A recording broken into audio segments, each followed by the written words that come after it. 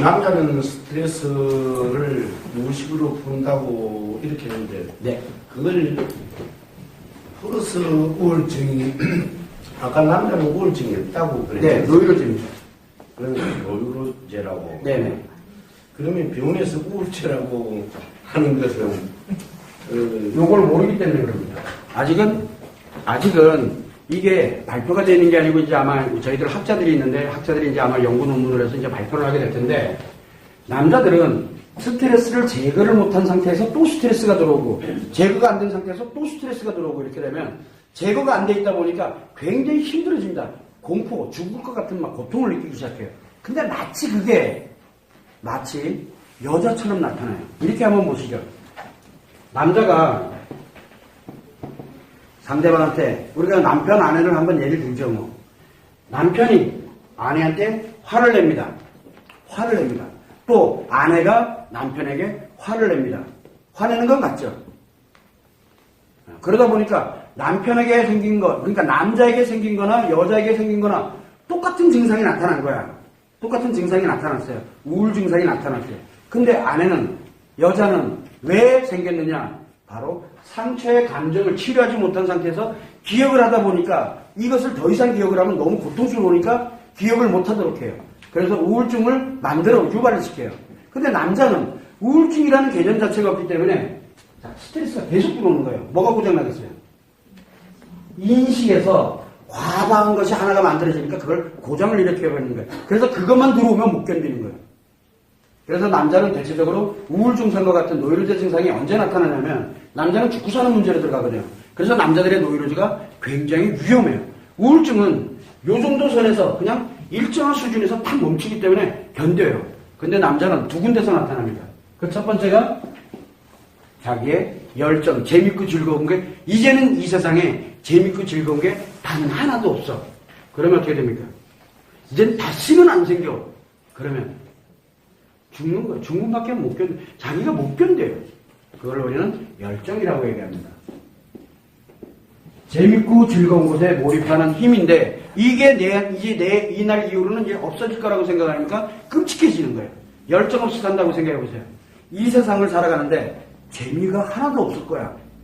와, 이건 끔찍해요. 죽는 게 빨라. 그 정도로 고통을 느낍니다.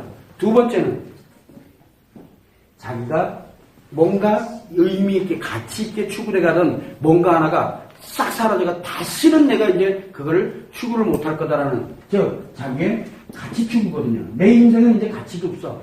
그리고 다시는 회복이 안 되라고 생각할 때 이 둘 중에 하나일 때 남자는 엄청난 고통을 느끼면서 마치 우울증 증세가 나타납니다. 남자는 이럴 때 나와요. 여자는 진짜 상처 때문에 나와요. 왜냐하면 여자는 상처의 감정 기억 때문에 나타나는 거고 남자들은 스트레스가 인식에 들어오는 게 강화가 될 때 그러다 보니까 열정도 사라지게 되고 가치도 다 무너지는 거예요. 그래서 증세는 같은데 전혀 다르죠. 하나는 기억의 문제고 하나는 인식의 문제가 되는 겁니다. 요건 이제 차차 이제 논하면 될 것 같고요. 그렇다고 뭐 정신과 이쪽에서 진단 내리고 이러는 걸 가지고 뭐라고 하진 않습니다. 그 저는 가끔 정신과도 보냅니다. 사람들한테. 왜? 물리적으로 신체를 통제를 해서 이 마음이 과다하게 작용을 하면 잘못하면 죽거든요. 자살하거든요. 그래서 과다해지지 말으라고 일단 신체를 다운시키는 역할, 항물제라든가 이걸 복용하도록 저는 권장을 합니다. 왜? 일단 살아야 하면 그 다음에 마음을 치료하든 뭐를 하든 할 거 아니에요. 그래서 살리는 용도로 정신과는 갈 필요가 있습니다. 또 질문 받습니다. 저는 5초 이상 질문 없으면 바로 끝마칩니다. 가족한테 설명을 해야 된다고 말씀하셨는데 저 같은 경우는 아직 미혼이거든요. 그러면 이제 자녀로서 힐링을 하면 될까요? 엄마, 아빠에게 힐링을 하면 되는 거고 또 한 가지 혼자 살면은 혼자 해. 자, 죄송합니다. 내가 다 믿게. 자, 혼자 삽니다. 혼자 살게 되면은 혼자 있을 경우에는 내가 과연 무엇을 할 것이냐. 자, 그러면 아까 얘기했던 것처럼 상처가 나도 모르게 학교에서 학생들로부터 상처를 받았거나 또는 학생과 함께 치료를 하든가 학생이 있고 두 번째는 뭐가 있냐면 여기에 지금 내가 상처의 기억을 하고 있기 때문에 뭘로? 무의식으로 치료하는 표현을 하면 돼요. 자, 그럼 어디다 표현할까? 그러면서 내가 어떻게 위로를 받을까? 그거를 연구를 하는 거죠. 그래서 운동을 한다든가, 운동이 생각보다 힐링이 굉장히 잘 됩니다. 단, 음악 들으면서 운동하면 안 됩니다. 왜요? 자, 운동은 뭡니까? 행동이죠. 행동. 행동은 표현이에요. 표현은 언제 치료가 된다 그랬어요? 무의식으로 표현할 때 치료가 된다 그랬어요. 그죠? 무의식이어야 돼. 그냥 아무 생각 없이 산에 갑니다. 아, 경치 좋네. 절대 표현하는 거 아닙니다. 치료 안 됩니다. 아무 생각 없이 걷다 보니까 정상이야. 그리고 아무 생각 없이 내려오는 거야. 그러면 치료됩니다. 이상하죠? 운동하는데, 운동을 하더라도 음악을 들으면서 열심히 뜁니다. 치료는 안 돼요. 건강해질지는 모르나. 이 치료 안 됩니다. 근데 남자는 치료 필요 없잖아요. 왜? 지 좋으면 그냥 스트레스 없어진다니까요. 자기만 좋으면 없어지는 거야. 그래서 남자가 산에 가는 것과 여자가 산에 가는 게 전혀 다릅니다. 그런데 우리 많이 보죠. 운동하면서 앞에 TV까지 봐. 음악도 둘째 치더라도 TV는 시각 정보요. 시청각 정보가 들어오잖아요. 시청각 정보는 엄청난 인식입니다. 그거 표현 아닙니다.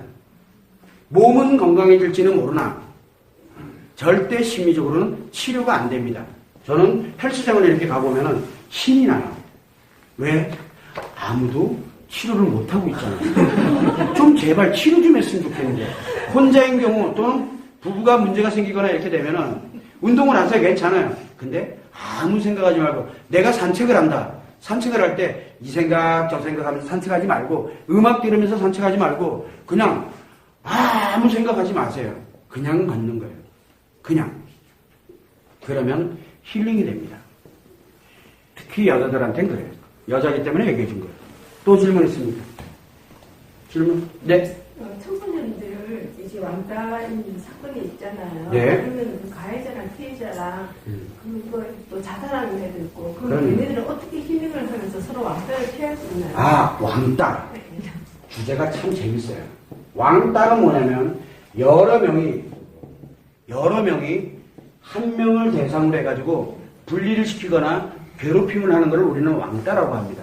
그러다 보니까 이 아이는 어떤 현상이 생기겠어요? 여자아이와 남자아이의 반응이 굉장히 많이 다릅니다. 자, 이 아이 같은 경우에는 여러 명으로부터 뭘 받은 거예요? 스트레스와 상처를 받습니다. 그리고 뭘 하냐면 여기에 분리가 돼서 나는 애들한테 관심 자체의 개념을 못 받습니다. 자, 그러면 이 왕따아이 같은 경우 여기를 우리는 뭐라고 합니까? 가해자라고 그러죠. 여기는 피해자죠. 자, 이 아이, 가해자 아이들은 피해자 아이들한테 뭘 하고 있는 걸까요? 재밌어요. 재밌다니까 그냥 그뿐이에요. 이 아이들은 그냥 재밌어요. 얘를 괴롭히는 게 재밌어요. 그냥 재밌는 거야. 그러면 이 아이가 잘못하고 있는 걸까요? 왕따의 가해자도 잘못하는 게 아니에요. 몰라가지고 재밌는 거를 뭘로 한 겁니까? 자기 재미를 게임만 하면 괜찮은데 이놈이 남 괴롭히는 게 재밌는 거야. 그게 범죄라는 걸 모르는 거예요. 알아도 재밌어요. 왜? 안 걸리면 돼요. 세상에 제일 재밌는 게 뭡니까? 스릴을 가진 재미거든요. 애들은 그냥 재미예요. 재미. 제가 여기서 무슨 얘기를 하고 있는 거냐면 그렇다고 이 왕따의 가해자들을 두둔하는 얘기가 아니에요. 이 아이들에게 너는 가해자야, 너는 피해자야 하는 순간 뭐가 만들어집니까? 범죄가 만들어지게 되는 거고 잘잘못의 구분이 나오는 거예요. 그러면 안 돼요. 그럼 이 아이는 회복을 못 하잖아요. 왜? 나는 피해를 입은 사람이니까. 피해를 입은 사람은 어떻게 돼요? 치료를 해야 된다? 어떻게 치료할래요? 그래서 치료법이 없는 거예요. 자, 이럴 때는 너도 잘못한 게 없어? 너도 잘못한 게 가해와 피해로 가면 안 돼. 너희들은 참 재미로 가는구나. 너는 이걸로 인해서 굉장히 큰 고통을 느끼고 있구나. 그죠? 그럼 이 아이 둘에게 여기 이제 왕따 시켰고 여기 가해자라고 여러분들이 얘기하는 그 아이가 있고 그 다음에 피해자라고 생각하는 아이가 있어요. 딱 같이 놓고 그냥 알려만 주면 돼요. 알려만 주면 돼요. 내가 하는 일이 무슨 일인지를 스스로가 알게 되면 못합니다.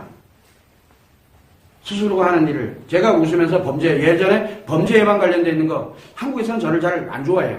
근데 미국 같은 데 이런 데서 범죄 예방 관련될 때 제가 포인트를 줄 때 뭘 하냐면 그 얘기를 많이 합니다.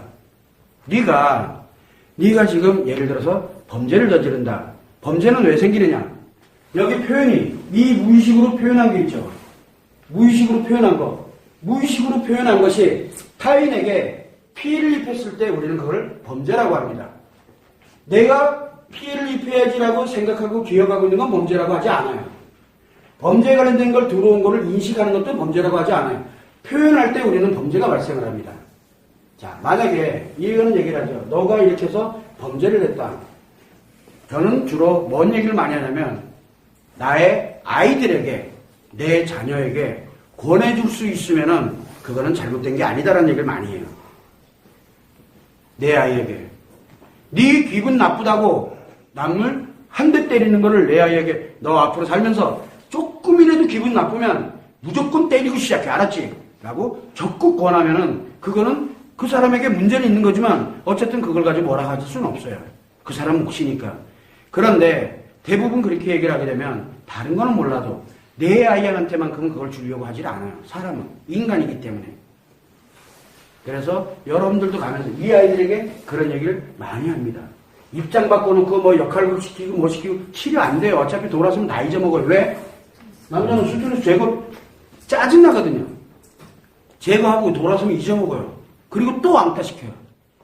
그렇게 하는 게 아니라 강요하면 안 돼요. 스스로들이 내 마음 안에서 지금 내 마음이 안에서 스트레스와 상처가 어떻게 작용되고 있는지 이거를 그대로 기왕이면 선생님들도 기왕이면 부모님도 여기에 관련되어 있는 모든 사람들을 앉혀놓고 설명을 해주면 돼요. 그러면 제가 실제 해봤어요. 근데 아이들이 얘기를 합니다. 아까 잠시 식사를 하면서 제가 얘기했는데 예전에 그 고등학교에서 문신을 몇 마리를 가지고 있는 애가 있어요. 몸에. 고등학교 몇 학년 안 되는데 그리고 전과로 따지더라고요. 그렇게 보니까 난 전과 없다고 얘기를 하는데 이제 지나가다 만나면 무서워요. 난 제일 무서운 애야. 걔가 학교 짱이래요. 그런데 그 아이가 일정 기간이 한 학기 정도 지나고 학교 교과로 편성이 돼서 교과에다가 편성을 했어요. 서울시교육청하고 연결을 해서 교과에다가 1시간을 편성을 해서 한 학기가 끝났을 때 그 아이한테 물어봤어요. 요즘도 애 때리냐? 라고 물어보니까 뭐라고 얘기하는지 아세요?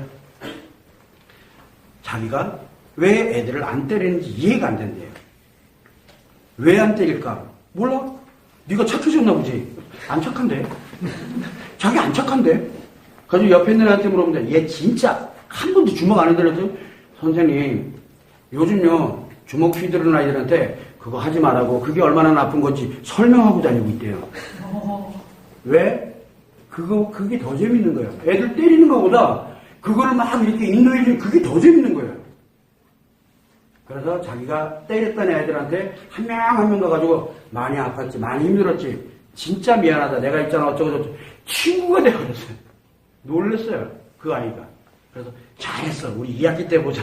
그런데 그 전에 저질렀던 범죄라고 우리가 표현을 합니다. 그것 때문에 소년원에 갔습니다. 저는 되게 아파 탄원소송했어요. 근데 안 돼요. 굉장히 슬펐어요. 근데 그 아이 어떻게 된지 모르겠어요. 아무튼 그런 일이 너무 안타까워요. 아이들에게 가해 피해에 관련되는 개념을 아이들은 실수를 많이 합니다. 물론 범죄에 관련된 것도 많이 경감을 해서 이렇게 해주지만 그거보다 더 중요한 거는 그 아이들에게 왜 그런 일이 일어나고 있는지를 알려주는 게 굉장히 중요해요. 알려주는 걸로 곧 치료해요. 왕따, 가해자든 피해자든 부모들이든 알려주면 돼요. 그래서 스스로들이 자기 안에서 조절해 갈 수 있도록 그런 능력을 인간은 다 가지고 있거든요. 한번 청소년들을 믿어봐요. 여기 가해자도 믿어보고 피해자도 믿어보고 그래야 아이들이 다시 회복을 할 수 있습니다. 참고를 해주시면 될 것 같아요. 또 질문 있으면 질문 받겠습니다. 아까 그 게임 중독 걸린 아이를 뭐 이렇게 다루는 방법을 아까 말씀하셨는데 그걸 조금 구체적으로. 게임 중독이요. 게임의 중독, 저희들이 그 게임 중독을 한번 다룬 적이 한 번 있습니다. 심리 포럼에서 한번 다룬 적이 있는데 이 아이들의 게임 중독은 두 가지 경우가 우리가 보통 보면 게임은 시청각에 관련된 있는 정보를 가지고서 다루고 있거든요. 게임 중독에 대해서는. 이 게임이 주는 영향력이에요. 게임. 어느 게임을 하느냐. 자, 게임을 우리가 부모들은 흔하게 학교 선생님들이라든가 부모들은 흔하게 게임을 얘기하면 그 안에 막 스토리, 시나리오, 뭐 기타 등등 관련되는 것 때문에 게임에 중독이 된다고 생각을 해. 그게 아니고 이 게임은 하나 어떤 게 있냐면 관계성 게임이 있어요. 이거를 우리는 게임할 때 옆에 채팅창 뜨는 거에 거기에 중독되는 아이들이 있어요. 그래서 게임 내용이 중요한 게 아니라 그 게임이 중요한 거예요. 왜? 거기엔 같은 커뮤니티 해가지고 거기서 채팅하면서 그것 때문에 중독되는 아이들이 있고요. 또 하나는, 두 번째는 시청각에 중독되는 아이들이 있어요. 시각 정보와 청각 정보가 굉장히 화려하고 굉장히 자극적이고 왜? 그것만큼 재밌는 게 없거든요. 여기에 중독이 되는데 중독의 의미를 잘 알아야 돼요. 이 중독은 뭘 가지고 있는 거냐면 강박을 가지고 있어요. 강박을 동반합니다. 게임 안 하면 자기 죽을 것 같아요. 강박이 뭡니까? 남자에게는 엄청난 불안감을 동반하게 되고 여자에게는 엄청난 우울감을 동반하게 하는 게 강박입니다. 강박이 생기면 반드시 게임으로 인해서 강박이 생겨서 게임으로 해소를 하는 거, 그걸 중독이라고 해요. 표현장애예요. 자, 그러면 이 아이에게 강박이 있느냐 없느냐를 먼저 체크를 해야 되겠죠. 강박이 있으면 게임 중독에 들어가 있는 아이들은 학교 못 갑니다. 학교 가서 어떻게 살으라고요? 이 강박을 해소 안 하면 살인사건 납니다. 남자는 스트레스를 그때그때 제거를 안 하게 되면 엄청난 치명타를 입어요. 그러면 학교에 잘 다니고 있어. 게임 중독이야. 걔는 게임 중독이 아니에요. 그거를 게임 중독이라고 하지 강박을 가지고 있는 게 아니에요. 강박이 얼마나 위험한 건데. 그런데 그 아이를 게임 중독이라고 아예 치부를 해버리는 거예요. 그거 환자 아니에요. 게임 중독이 아니라 게임 과다일 뿐이에요. 이거를 설명을 하게 되면 이상하게 그 아이가 게임을 줄이기 시작합니다. 너 게임 중독 아니야? 제 아들이 그러더라고요. 그날 게임 중독을 했는데 뒤에서 자기도 게임 뒤에 딱 앉아서 아빠 나 게임 중독 아니네. 게임 과다네. 그렇게 두래 임마. 그랬더니 뭐라고 얘기하냐면 과다는 뭐예요? 너무 많다는 거예요. 그 대신 심리의 질병은 아니에요. 심리의 질병이 아니다라는 게 증명이 딱 되니까 너무 좋은 거예요, 자기가. 너무. 그러면서 그 과다에 관련된 부분을 우리는 어떻게 줄여갈까를 연구를 할 수 있거든요. 중독이라고 하면 일단은 병이에요. 병은, 자, 한번 보세요. 남자아이야. 주로 게임 중독은 남자아이들이 아주 많습니다. 요 관계성 중독, 채팅에 중독된 애들은 여자아이들이 많고요. 자, 그런데 남자에게 너 중독이야. 치료하자. 그러면 어떻게 될까요? 엄청난 스트레스가 옵니다. 그러면 어떻게 돼요? 치료 안 하고 도망가려고 그래요. 앉아놓고 아무리 게임에 관련돼서 치료가 어떠고 얘기해봐야 치료가 안 되는 거예요. 왜? 환자가 아닌데 데려다 놓고서 환자로 만들어버리는 거죠. 지금 게임 중독 치료 엄청 잘못됐어요. 제가 지금까지 게임 중독이라고 해서 왔는데 99%가 게임 과다였어요. 너 학교 다니냐? 그랬더니 네. 너 학교 가서 게임하고 싶으면 어떻게 하냐? 청화해줘. 학교 끝나고 가야죠. 그건 중독이 아니에요. 여러분들은 중독을 너무 쉽게 생각해요. 중독은 그 순간 안 하면 못 견뎌요. 거기에 선생님이 한마디 하면 선생님한테 주먹 날라가요. 그 사람 못 견뎌요. 살인사건 난다니까. 그렇게 무서운 게 강박이에요. 근데 대부분들은 게임 중독을 잘못 이해하고 있어요. 그래서 대부분은 게임 과다예요. 게임을 너무 많이 하는 거지 게임 중독이 아닙니다. 지금 제가 게임 중독에 관련되는 사람들을 본 지가 한두 명? 제가 치료하면서 한두 명밖에 없어요. 게임 과다가 게임 중독에 들어가 있는 아이들이 문제가 생기게 되면 우리가 게임방에 가면 게임 중독자들 많죠. 거기에 거의 대부분이 게임 과다예요. 게임방에 왜 갑니까 애들이? 간섭 안 받죠. 첫째. 두 번째는 시설이 좋아요. 속도가 빨라. 그러면 그 아이 게임방에 범죄에 노출 안 시키려면 어떻게 하면 돼요? 집에 기가망을 놓고 사양 좋은 컴퓨터를 딱 갖다 놓고 그러면 걔는 게임방에 가야 될 이유가 사라져버려요. 대신 범죄에 노출은 안 되잖아요. 이런 얘기들을 아이들이랑 하기 시작하면 애들 진짜 재밌어요. 그리고 과다가 사람들은 자꾸 중독이라 그래요. 중독 아니에요. 중독은 굉장히 무서운 병입니다. 심리의 병이에요. 그런데 아이들 병 안 생깁니다. 저는 지금도 계속 주장하는 게 청소년들에게는 성인과 같은 심리장애, 즉 인식의 장애, 기억의 장애, 그 다음에 표현의 장애가 절대 안 생깁니다. 왜? 자아를 형성을 하기 위해서 좋은 것과 나쁜 것을 넘나드는 때거든요. 그러면서 성인이 됐을 때 이게 자리 잡혀서 그리고 성인이 돼서 살아가는 거예요. 그래서 아이들 때는 ADHD 같은 경우 애들 치료 안 해도 돼요. 아니 치료 아니에요. 부모 불러가지고 아니지 엄마만 부르면 돼요. 선생님도 필요 없어요. 엄마가 불러서 요렇게만 좀 해주세요. 그러면 애가 ADHD가 치료가 돼요. 왜 그럴까요? 병이 아니기 때문에 그래요. 사람들은 너무 몰라요. 청소년들에게는 심리의 병이 안 생겨요. 청소년 시기에는 득충할축거리거든요. 그래서 우리 청소년들이 우리 아이들이 실수하는 거 우리는 실수하는 거를 권리 있는 이 아이들을 잘 가이드라인 할 수 있는 의무를 가진 사람들이 챙겨주면 돼요. 근데 그거 귀찮으니까 뭐라 그래요? 네가 책임져 이 새끼야. 네 병이야. 그 병으로 그냥 단정 내려버리는 거예요. 그래서 ADHD 약맥에 막. 그러니까 애가 이상해지는 거예요. 그러면 안 돼요. 그거를 참고를 해주시면 돼요. 제가 볼 때는 대부분 게임 과다지 게임 중독이 아니에요. 제가 지금까지 해보니까 그렇더라고요. 그래서 지금 게임 중독자는 내가 그렇게 많이 만나본 것 같진 않아요. 주로 게임 중독자는 성인에게 많아요. 청소년들에게 거의 없습니다. 내 아이들은 거의 대부분이 게임 과다입니다. 게임 중독이 아닙니다. 너무 많이 해서 탈이지. 강박이 생겨가지고 심리적으로 문제 생겨서 애가 막 폭력적으로 변하고 그거 아니거든요. 그거를 참고를 해주시면 좋을 것 같아요. 또 질문 있습니까? 한 번만 더 받습니다. 선생님, 제가 좀 네.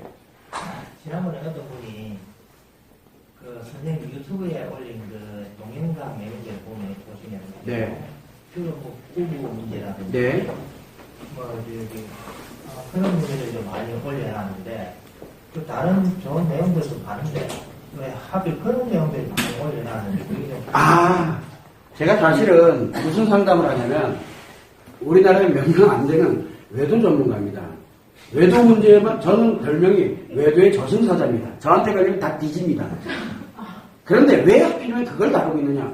부부 문제도 엄청나게 많고 청소년 문제도 많고 지금 너무너무 힘들어하는 애들 너무너무 많은데 왜 하필이면 그걸 다루느냐? 우리는 세 가지의 외상 스트레스가 세 가지의 경우에 생깁니다. 첫 번째, 외상 스트레스가 생기는 이유. 첫 번째가 여자들의 성폭력 때 생깁니다. 성폭력 피해가 외상 스트레스를 동반합니다. 성폭력 피해가. 외상 스트레스는 죽음과 같은 고통입니다. 죽음을 넘나드는 고통이에요. 일반적으로는 그냥 아파요. 우울해요. 힘들어요. 스트레스 받아 힘들고 막 이 정도인데 이거는 죽고 사는 문제로 들어가는 거예요. 두 번째는 갑작스러운 사별입니다. 세 번째가 외도입니다. 그런데 성폭력은 우리나라에서 공인되어 있는 그런 게 아니면은 이거는 법적으로 허용이 안 됩니다. 상담이. 그래서 저는 상담할 수 있는 치료는 어렵지가 않은데 그래서 제가 끽 하는 게 지난번에 배재대학교라든가 이런 데서 했던 거 성심리교육 10회차 교육 프로그램을 제가 이렇게 강연하듯이 10회 동안을 했어요. 10시간을 대학교에서. 그런데 거기 안에 성폭력 피해자가 4명이 있었습니다. 그 아이들이 선생님 저 진짜 사랑할 수 있는 거 맞죠? 저 순결한 여자 맞죠? 그 아이들이 그리고 옵니다. 그럼 이놈아. 근데 왜 다른 선생님들은 그렇게 얘기 안 하는지 10몇 년 동안을 치료를 해오는데 치료가 안 됩니다. 왜? 그 아이들이 얼마나 순결하고 사랑스러운 아이들인데요. 그거를 증명을 해줘야 돼요. 근데 이거를 제가 다룰 수가 없어요. 교육으로는 다룰 겁니다. 아마 우리 진주에서도 이거를 아마 교육으로 치료를 합니다. 이거를 다루는 거죠. 근데 사별은 재밌는 현상이 있어요. 죽을 것 같은데 치료받으러 안 옵니다. 사별은 죽을 것 같은데 저한테 안 옵니다. 그 이유는 버틸만 하거든요. 어디에? 내 생각 속에 있기 때문에 그 사별했던 그 상대가 내 머릿속에 있기 때문에 견뎌갑니다. 10년을 20년을 견뎌는 갑니다. 그래서 사별은 거의 상담을 안 와서 못해요. 여기는. 엄청난 트라우마인 걸 아는데도. 그런데 요 외도는 똑같은 외상 스트레스는 외상 스트레스인데 너무 고통스러운 거예요. 그래서 이 사람들은 상담을 하러 옵니다. 그래서 이 분야를 가는데 올 때마다 마음이 너무너무 아파요. 굉장히 힘들고요. 그래서 지금까지 여기서 못 벗어나고 있는 거예요. 다른 어떠한 심리 어려운 것보다도 너무 급하기 때문에요.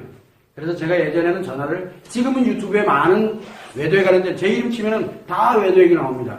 그런데 굉장히 유명합니다. 나로. 그런데 거기에서 사람들이 제가 이걸 못 넣는 이유는 새벽에 전화가 옵니다. 선생님 오다 보니까 내가 옥상에 와 있어요. 내 가기 전에 선생님이랑 꼭 한번 통화해보고 싶었어요. 그런 전화가 옵니다. 그러면 전 잠 다 잤어요. 아 그랬냐 뭐 했냐 뭐 하고 그러면은 내일 아침에 한 3-4시간 지나서 내일 아침 돼서 꼭 전화를 줘라. 그럼 내가 해결법을 알려줄게. 전화 안 옵니다. 왜 안 옵니까? 살아있거든요. 죽고 사는 문제로 들어가는데 외상 스트레스는 죽고 사는 문제로 들어가는 거예요. 그런 사람들이 있기 때문에 이거를 지금 못 놓는데 최근에는 그런 전화 안 옵니다. 왜? 유튜브에만 한 80개 영상, 80몇 개 영상이 있어요. 그리고 실제로 우리 지금 운영하고 있는 것 중에 거기에 약 300여 개에 가까운 영상이 있어요. 영상 자료가 많이 있다 보니까 그걸 보면서 자기들이 스스로들이 조금은 조절을 해서 그나마 더 간신히 가는 겁니다. 이제 제가 간신히 여기 상담에서 벗어나기 시작했습니다. 그래서 이런 교육을 많이 하고 싶은 거예요. 우리 청소년들에게 성심리 교육을 해서 이런 걸 치료할 수 있게끔 하고 그 다음에 병원이라든가 학교라든가 이런 데서 예방하는 거예요. 예방교육이 되는 거죠. 이 아이들이 건강하고 행복하게 살아갈 수 있는 이런 거를 기회를 더 많이 만들려면 여기에 제가 매달려 있으면 안 되잖아요. 옛날에 외도 상담하면 사람들이 다 웃었습니다. 그래서 지금도 이걸 하고 있긴 했는데 이거를 거의 줄이고 지금 이 교육에 지금 집중을 많이 하고 있는 거예요. 그래서 교육 프로그램은 이미 다 만들어져 있어요. 학교 같은 경우에는 뭐 1년짜리, 2년짜리 교과목에 편성돼가지고 하는 거. 그래서 저는 특강, 지금 현철 이런 것처럼 특강은 저는 별로 안 합니다. 그냥 아예 교육 프로그램 그냥 통째로 집어넣으려고 해요. 아, 당연히 안 하겠죠. 그죠? 안 하면 말고.